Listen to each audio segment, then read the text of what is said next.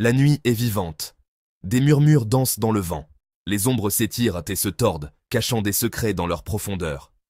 Il y a des mystères que le temps ne peut effacer. Ils persistent dans notre mémoire collective, histoires murmurées autour des feux de camp, récits qui font froid dans le dos. Ce sont les histoires de ceux qui ont disparu sans laisser de traces, pour réapparaître des années plus tard, marqués à jamais par l'inconnu. Leur disparition défie la logique. Leur retour, encore plus. Étaient-ils perdus, enlevés, ou ont-ils pénétré volontairement dans l'abîme pour retrouver leur chemin des années plus tard, changés à jamais? Ce soir, nous plongeons dans les archives de l'histoire. Nous examinons les preuves. Nous commençons notre voyage avec une aviatrice pionnière dont le nom est à jamais gravé dans les annales de l'histoire, Amelia Earhart. Le 2 juillet 1937, un jour gravé dans l'histoire. Amelia Earhart, l'aviatrice audacieuse qui a capturé l'imagination du monde entier, se prépare pour la dernière étape de son voyage. Son objectif, faire le tour du monde. Son avion, le Lockheed Electra 10ZE, symbole du progrès et de l'ambition humaine. Earhart et son navigateur, Fred Noonan, décollent de Lae, en Nouvelle-Guinée, pour se rendre à l'île Howland, un minuscule point terrestre dans l'immensité de l'océan Pacifique. Le monde entier les observe, captivé par leur audace. Les transmissions radio crépitent de nouvelles. Puis, le silence. Le dernier message d'Earhart fait état d'un manque de carburant et de la difficulté à localiser l'île Howland. Le monde retient son souffle. Des équipes de recherche sont envoyées, parcourant l'immensité bleue. Les jours se transforment en semaines. L'espoir s'évanouit. Amelia Earhart, la femme qui avait osé toucher le ciel, a disparu. L'enquête officielle a conclu que Earhart et Noonan s'étaient écrasés dans le Pacifique, leur corps perdu dans les profondeurs. Mais les rumeurs persistent, des murmures d'une femme ressemblant à Earhart, aperçue sur des îles isolées du Pacifique. Des récits d'une aviatrice capturée, forcée de diffuser de la propagande japonaise pendant la guerre. Les décennies passent, le mystère s'épaissit, des expéditions sont organisées, à la recherche de débris, d'indices, de tout ce qui pourrait éclairer le sort d'Amelia Earhart. Les théories abondent, panne mécanique, erreurs de navigation, voire enlèvement par des extraterrestres. Pourtant, les preuves concrètes restent insaisissables. La disparition d'Amelia Earhart était-elle un tragique accident ou quelque chose de plus sinistre lui est-il arrivé? La réponse, semble-t-il, se trouve dans l'immensité du Pacifique. 9 février 2004. Une soirée enneigée à Haverhill, New Hampshire. Maura Murray, une étudiante infirmière de 21 ans, fait ses bagages et quitte sa chambre de dortoir sans un mot. Sa destination, inconnue. Ses raisons, entourées de mystères. Quelques jours plus tôt, Maura avait été impliquée dans un accident de voiture mineur. Elle avait également des difficultés scolaires et personnelles. Fuyait-elle ses problèmes? Ou y avait-il quelque chose de plus sombre en jeu? La voiture de Maura, une berline Saturn noire, a été retrouvée abandonnée sur une route isolée de Haverhill. Le moteur tournait, les feux de détresse clignotaient. À l'intérieur de la voiture, les affaires de Maura, éparpillées comme dans la précipitation. Mais Maura Murray avait disparu. La recherche de Maura Murray a captivé la nation. Les circonstances de sa disparition étaient déroutantes.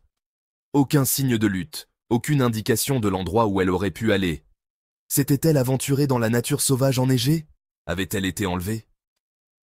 Les années se sont transformées en une décennie. L'affaire est devenue froide. Les théories abondaient. Un autostop qui a mal tourné, une rencontre fortuite avec un prédateur, voire la possibilité que Maura ait mis en scène sa propre disparition. Mais la vérité est restée insaisissable. La famille de Maura s'est accrochée à l'espoir, son chagrin aggravé par le manque de réponse. Contrairement au cas d'Amelia Earhart, où les rumeurs d'observation ont persisté pendant des décennies, la disparition de Maura Murray n'a offert aucun réconfort de ce genre. Il n'y a eu aucune observation crédible, aucun indice alléchant suggérant qu'elle était encore en vie. Les années ont passé, chacune d'elles réduisant à néant l'espoir qu'elle rentre un jour chez elle. Le mystère de la disparition de Maura Murray nous rappelle cruellement la fragilité de la vie, le caractère aléatoire avec lequel les gens peuvent disparaître sans laisser de traces. C'est une histoire qui continue de nous hanter. Un puzzle dont il manque des pièces. Une blessure qui refuse de guérir. La veille de Noël 1945. Les lumières festives scintillent dans la ville de Fayetteville, en Virginie occidentale. À l'intérieur de la maison Soder, 5 enfants dorment paisiblement, leurs rêves emplis de visions de sucreries et de cadeaux. Mais en cette veille de Noël, un cauchemar se déroule. Un incendie se déclare dans la maison des Soder aux premières heures du matin. George et Jenny Soder parviennent à s'échapper de l'enfer avec 4 de leurs enfants, mais 5 autres restent piégés à l'intérieur. Maurice, Martha, Louis, Jenny et Betty Soder. Les pompiers, retardés par une série d'événements malheureux, arrivent pour trouver la maison en proie aux flammes. Lorsque l'incendie a été éteint, il ne restait que des cendres. Les corps des 5 enfants Soder n'ont jamais été retrouvés. Les cas d'Amelia Earhart, de Maura Murray et des enfants Soder ne sont que quelques exemples des innombrables mystères qui continuent de déconcerter les enquêteurs et de captiver l'imagination du public. Les années manquantes, le temps qui s'écoule entre la disparition et la réapparition, restent enveloppés d'énigmes. Que s'est-il passé pendant ces années perdues? Ces personnes ont-elles été retenues captives? Ont-elles souffert d'amnésie, errant sans but jusqu'à ce qu'une lueur de mémoire leur revienne? Ou ont-elles choisi de disparaître, cherchant à fuir un passé qu'elles ne pouvaient plus supporter?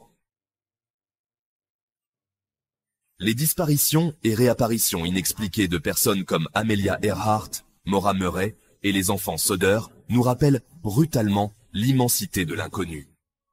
Elles remettent en question notre compréhension de la réalité, nous laissant avec plus de questions que de réponses. Ces affaires, bien que séparées par le temps et les circonstances, ont un point commun, le pouvoir persistant du mystère. Elles hantent notre conscience collective, nous poussant à chercher des réponses dans l'ombre, à trouver un sens à l'inexplicable. Les histoires que nous avons explorées ce soir ne sont pas pour les âmes sensibles. Elles plongent dans les recoins les plus sombres de l'expérience humaine, là où la logique vacille et où la certitude se dissout dans l'inconnu. Mais elles nous rappellent aussi la résilience de l'esprit humain, l'espoir inébranlable qu'en face de l'inimaginable, la vérité puisse un jour être révélée. Alors que nous concluons notre voyage au cœur du mystère, il nous reste à méditer sur l'insondable. Quelles sont les forces en jeu dans ces étranges disparitions et réapparitions?